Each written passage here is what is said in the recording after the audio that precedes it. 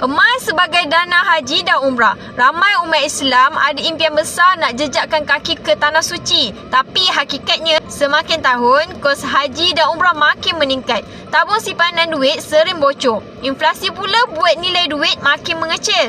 Akhirnya, ramai terpaksa tangguh niat suci ini. Solusi bijak, gunakan emas sebagai dana haji dan umrah. Kenapa emas?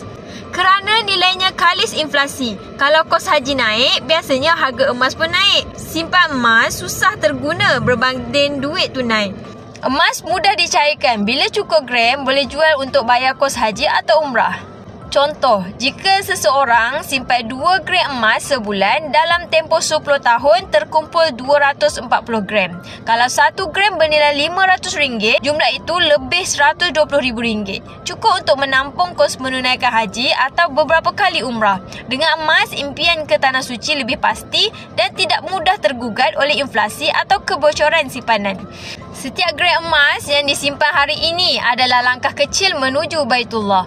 Jom mulakan simpanan emas serendah RM100 di dalam akaun Masjid Public Gold.